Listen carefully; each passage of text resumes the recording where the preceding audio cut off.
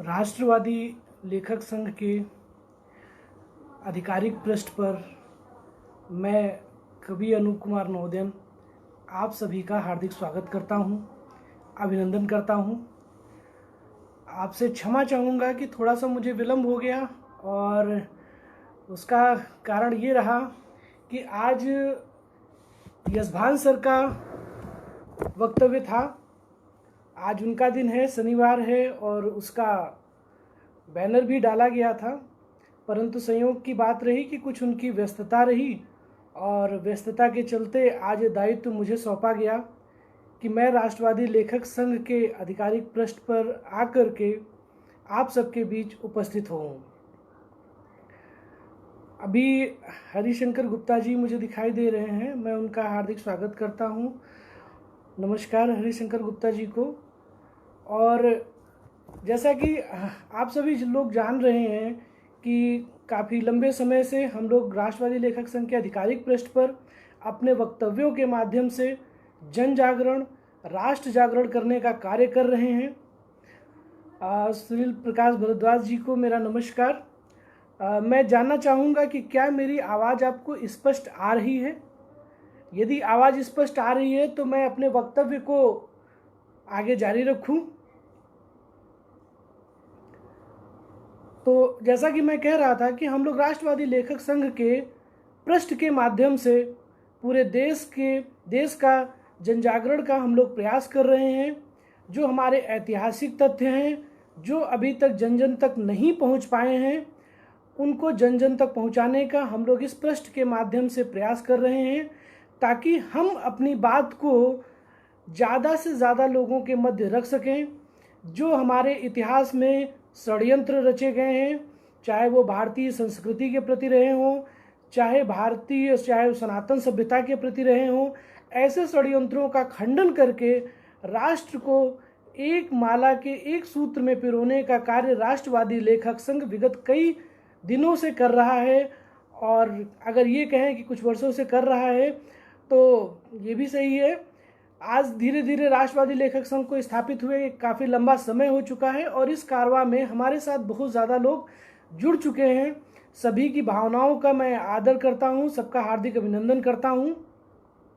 और राष्ट्रवादी लेखक संघ के संयोजक श्री यशभान सिंह तोमर जी का मैं हृदय से आभार व्यक्त करता हूं कि आज उन्होंने मुझे अवसर प्रदान किया कि मैं आप सभी के समक्ष उपस्थित हूं।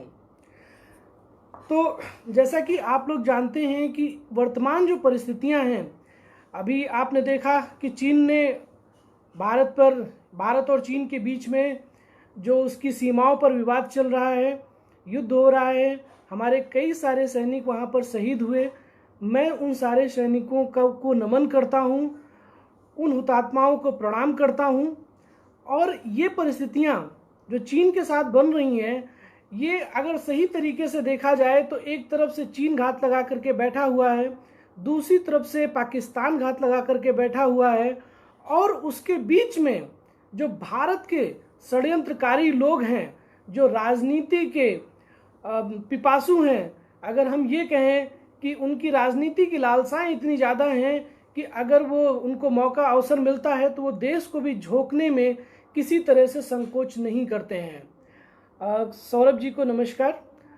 और इसी के मध्य हम ये बात में रखा है और उस कलुषित इतिहास के माध्यम से नव युवाओं को भ्रमित कर रहे हैं, और उन्हीं भ्रमित करने के कारण आज समाज में एक अलग प्रकार का विद्वेष उत्पन्न हो रहा है। तो क्या ये विद्वेष ये पहली बार उत्पन्न हो रहा है या सदियों से चला आ रहा है? जैसा कि हम सभी जानते हैं कि एक बौद्ध धर्म, जो कि बौद्ध धर्म एक सनातन संस्कृति का हिस्सा था, इस बात को हम लोग अच्छी तरह से जानते हैं। लेकिन आज उस बौद्ध धर्म का सहारा लेकर के, उसका आलंब लेकर के ये जो नव बौद्ध हैं, ये कहीं ना कहीं हमारे भारतीय संस्कृति में, भारतीय सभ्यता में निरंतर कुठाराघात करते जा रहे हैं। और जबकि वो इतिहास के उन पन्नों को नहीं पलटना चाहते हैं कि किस प्रकार से बौद्ध धर्म के अनुयायियों ने सनातन संस्कृति से भटक करके यहाँ तक कि बौद्ध धर्म का जो मार्ग था, क्योंकि बौद्ध कोई धर्म नहीं था, बौद्ध एक पंथ था, एक विचारधारा थी, परंतु आज वो विचारधारा उस कलुषित मानसिकता के बीच में कहीं ना कहीं दब करके अपना दम तोड़ रही है। तो अगर हम इस बात को देखें तो क्या ये बौद्ध अनुयायी जो झूठ मूठ के बौद्ध अनुयायी बने हुए हैं, क्या उस मानसिकता को लेकर के किसी राष्ट्र को खड़ा कर सकते हैं? आइए आज हम जानते हैं कि जो बौद्ध धर्म है उसने कितनी बार भारत में षड्यंत्रकारियों का साथ दिया। और मैं यहाँ पे बौद्ध धर्म की बात नहीं कर रहा हूँ, बौद्ध धर्म के वो अनुयायी जो कहने को तो बौद्ध धर्म के अनुयायी हैं, लेकिन ना तो उन्हें बौद्ध धर्म की समझ है, ना ही उन्हें बौद्ध धर्म की जानकारी है। वे सिर्फ बौद्ध धर्म का आलंब लेकर के पूरी तरह से सनातन संस्कृति, भारतीय अखंडता और एकता पर निरंतर कुठाराघात करते आए हैं। मैं सिद्धार्थ शंकर जी का हार्दिक आभार व्यक्त करता हूं, उन्हें मेरा नमस्कार। और आज आपने भी मुझे आदेश दिया कि नहीं मैं इस पृष्ठ पर आऊं, तो आपकी बात सर आंखों पर मैं उपस्थित हूं। तो आज चूंकि दिन है, आज दिन है 20 जून का, और 20 जून का जो ऐतिहासिक दिन है ये हम में से बहुत कम लोगों को पता होगा कि 20 जून 712 ईस्वी को इस देश में, ये जब हमारा अखंड भारत हुआ करता था, तो अखंड भारत में कौन सी घटना घटी थी। और वहां पर भी इसी तरह का एक बौद्ध धर्म का अनुयायी था, जो कहने को तो बौद्ध धर्म का अनुयायी था, लेकिन उसने भारत की पीठ पर, यानी कि अखंड भारत जिसे हम उस समय के तत्कालीन हिंदुस्तान कहें, उस पर उसने खंजर भोंका था। आज उसके बारे में मैं चर्चा करता हूं। और ये पहली बार नहीं हुआ। आज बौद्ध के नाम पर रावण जैसे लोग स्त्रियों के बारे में क्या टिप्पणी करते हैं, अभी हाल ही में आपने देखा। ये कहां से बौद्ध धर्म है इनके अंदर? बौद्ध धर्म एक सहनशीलता सिखाता है, धैर्य सिखाता है, संयम सिखाता है, सही मार्ग सिखाता है, सत्य का पथ सिखाता है। पर वो सारे पथ भूल करके ये कलुषित मानसिकता लिए हुए नवबौद्ध लोग आज भारत की युवाओं को भ्रमित कर रहे हैं। और ऐसा ही भ्रमित एक बार मंडल ने किया था, जोगिंदर नाथ मंडल ने किया था। भारत के आज़ादी के समय दलितों ने जय भीम और जय मीम का नारा लगाया था, और उस जय भीम और जय मीम के कारण दलितों की क्या स्थिति हुई पाकिस्तान में, ये आज किसी से छुपा हुआ नहीं रह गया है। ऐसा ही आज से हजारों साल पहले, अगर मैं कहूं कि 1300 साल पहले, 1200-1300 साल पहले, एक ऐसे ही बौद्ध धर्म को मानने वाले अनुयायी ने, जिसका नाम था ज्ञान बुद्ध ने जो यहाँ पर एक रक्त बीज बोया, उस रक्त बीज का जो परिणाम है वो आज की पीढ़ियां भुगतती आ रही हैं। और ये घटना जिसके बारे में मैं चर्चा कर रहा हूँ, वो काल है राजा दाहिर का। राजा दाहिर यानी कि जो सिंधु नदी के पूरब में सिंधु स्थान हुआ करता था, जो सिंधु देश हुआ करता था, जो आज वर्तमान में पाकिस्तान के अधिकृत में है, वो हमारी कभी अखंड भारत का हिस्सा हुआ करता था। देव ऋषियों की भूमि हुआ करती थी, और वहां के शासक थे राजा दाहिर।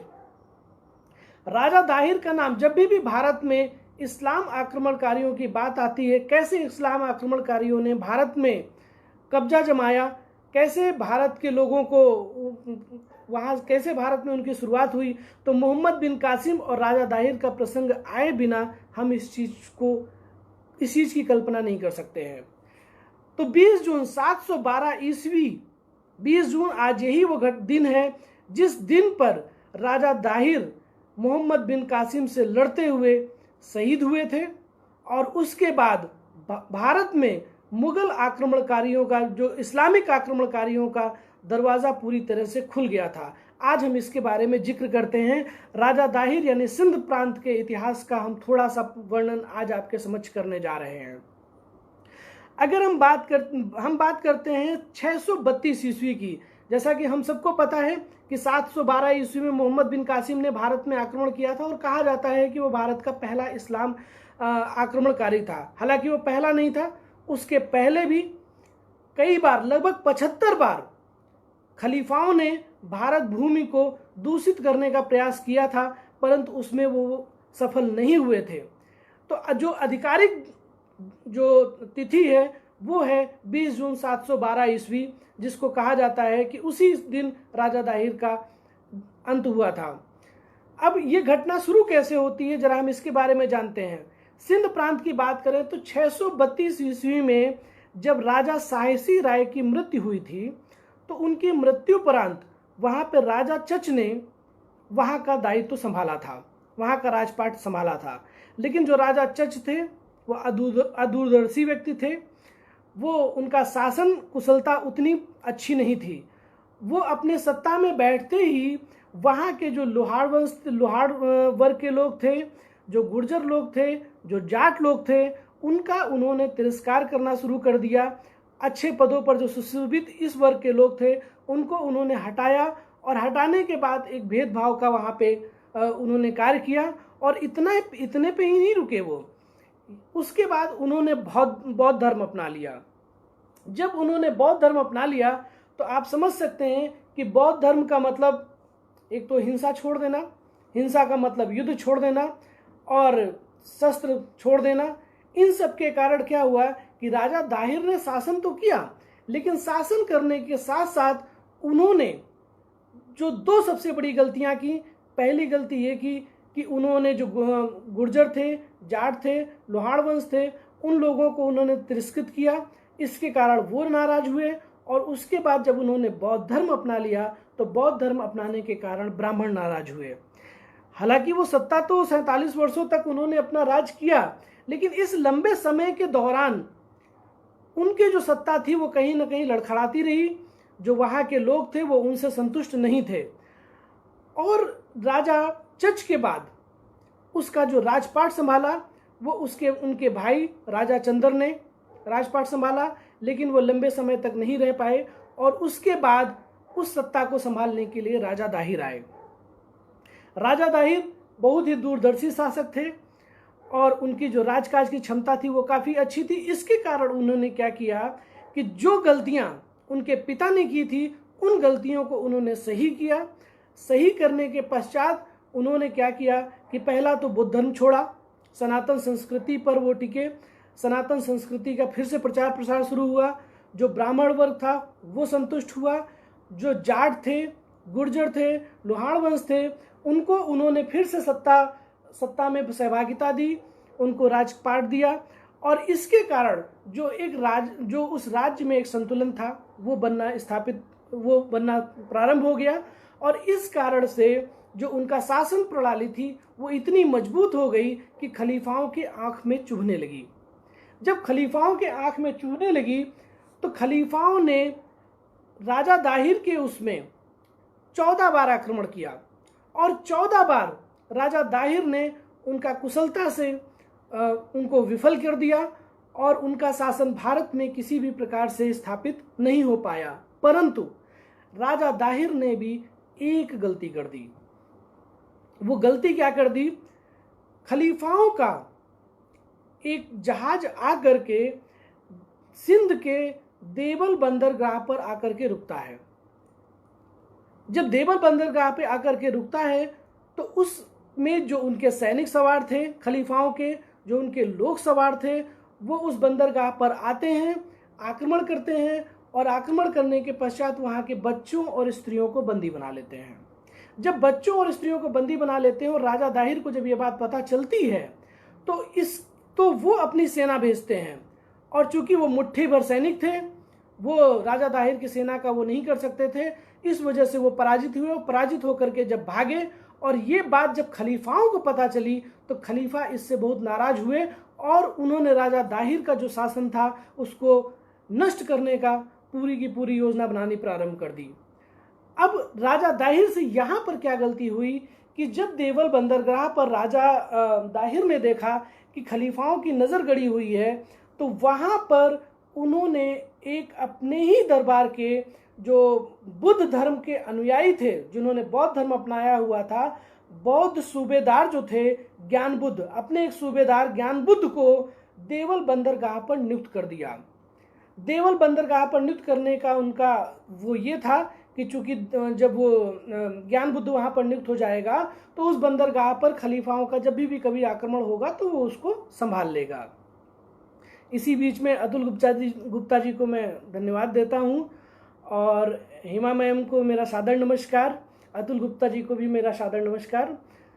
और जब वहाँ पे देवल बंदरगाह में जब सूबेदार ज्ञान बुद्ध को नियुक्त कर दिया गया, तो इसी मध्य खलीफा चूंकि पहले भी कई बार आक्रमण कर चुका था, अब खलीफा की नज़र में कोई व्यक्ति नज़र नहीं आ रहा था, तो वहाँ पे मोहम्मद बिन कासिम नाम का एक 17 साल का जो युवक था, उस युवक ने कहा कि इस बार आक्रमण करने मैं जाऊंगा, ये दायित्व तो आप मुझे सौंपिए।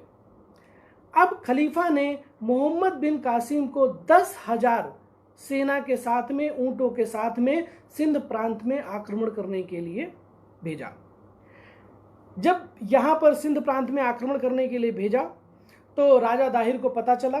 राजा दाहिर ने अपने पुत्र को देवल बंदरगाह पर भेज दिया सेना लेकर के कि आप जाओ और मोहम्मद बिन कासिम का वहाँ पर सामना करो।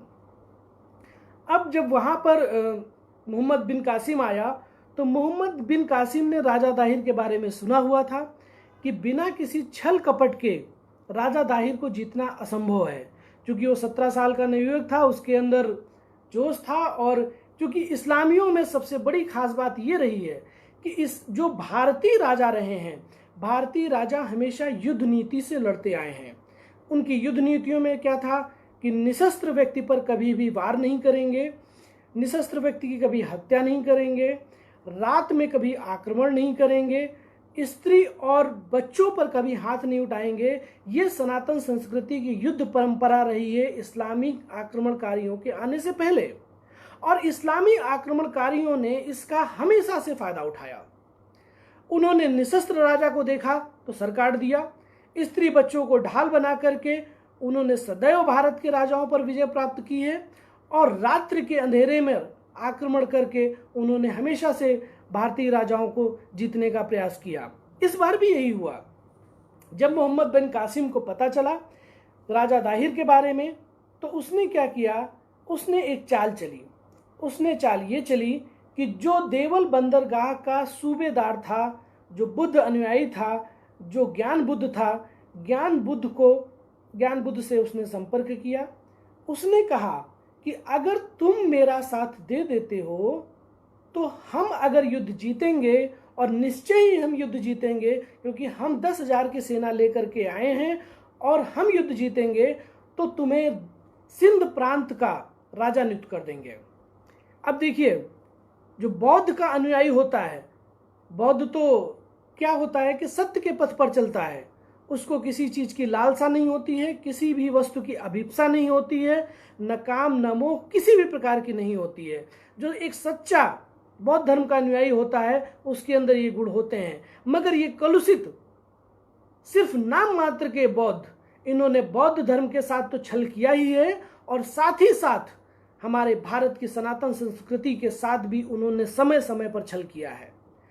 ज्ञान बुद्ध को जब यह प्रलोभन मिला तो वो मोहम्मद बिन कासिम की बातों में आ गया, और मोहम्मद बिन कासिम की बातों में आ गया। उसने क्या किया कि जो देवल बंदरगाह में जहां पर राजा दाहिर का पुत्र रुका हुआ था अपनी सेना के साथ में, रात के अंधेरे में इसने क्या किया, ज्ञान बुद्ध ने वो वहां पर दरवाजा खोल दिया, जो फाटक था वहां का, वो किले का फाटक खोल दिया, और मोहम्मद बिन कासिम की जो सेना थी वो सोए हुए निहत्थे भारत की जो अखंड भारत था उसके सेना पर, राजा दाहिर की सेना पर उसने आक्रमण कर दिया, और आक्रमण करने के साथ साथ उसने बहुत सारी सेनाओं को समूल नष्ट कर दिया। राजा दाहिर का जो पुत्र था वो किसी प्रकार से जान बचा करके वहां से निकल पाया। अब जब दूसरे दिन राजा दाहिर को जब ये बात पता चली तो राजा दाहिर स्वयं युद्ध करने के लिए आ गए।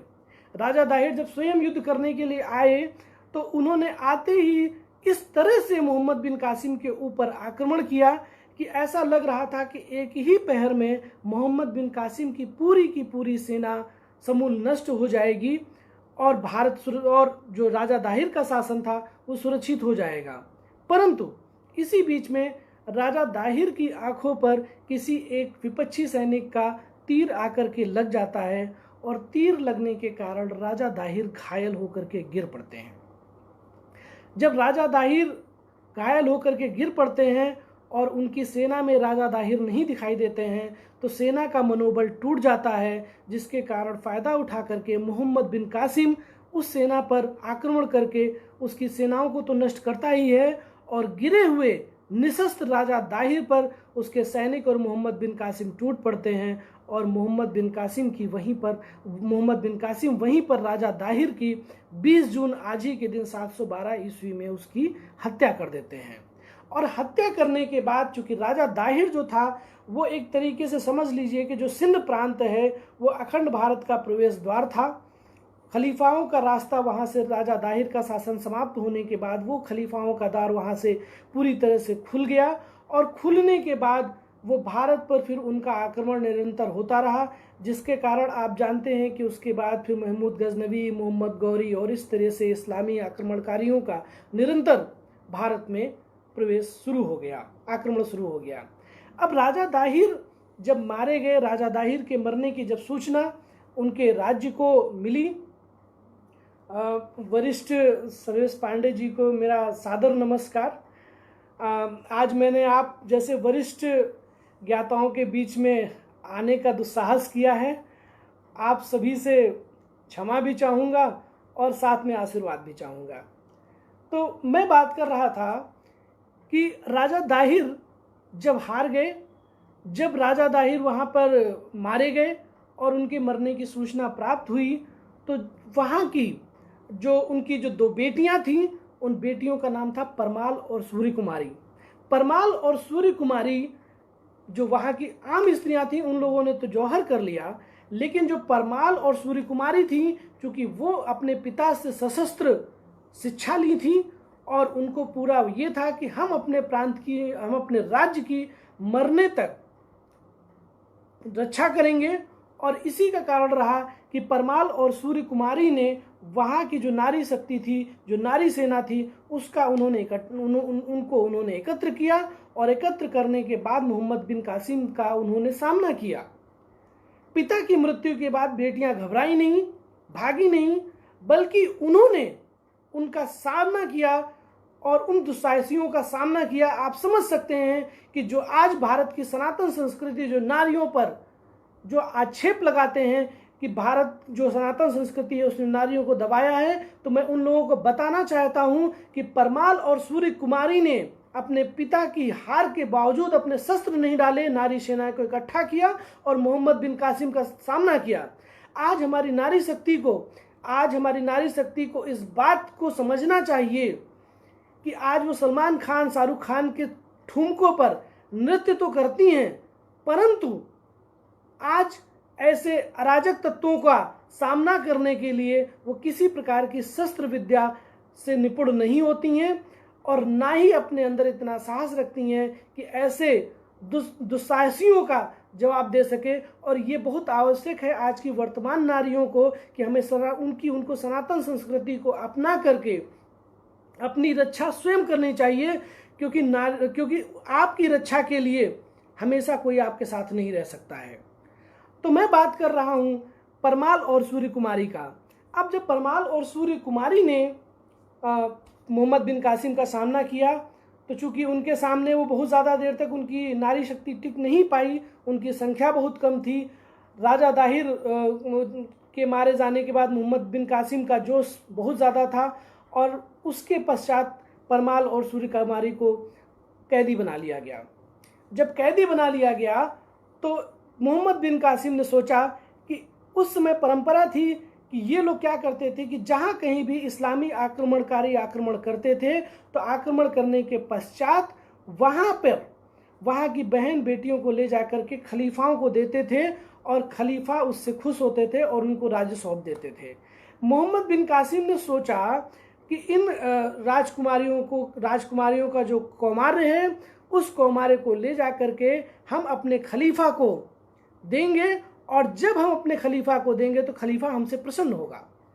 तो वो ले जाकर के परमाल और सूर्य कुमारी को ले जाकर के खलीफा के सामने प्रस्तुत करता है, खलीफा को भिजवाता है। वो मोहम्मद बिन कासिम अपने सैनिकों के माध्यम से परमाल और सूर्य कुमारी को खलीफा के मध्य पहुंचाता है और जब ये खलीफा के मध्य पहुंचती हैं तो इन्होंने तो जान लिया था परमाल और सूर्य कुमारी को कि अब हमारा अंत बहुत ही बुरा होगा और पता नहीं हम कब तक इनके उसमें रह करके हम घुटेंगे, इनके हरम में कब तक हम पड़े रहेंगे, हमारा कब तक शोषण होगा।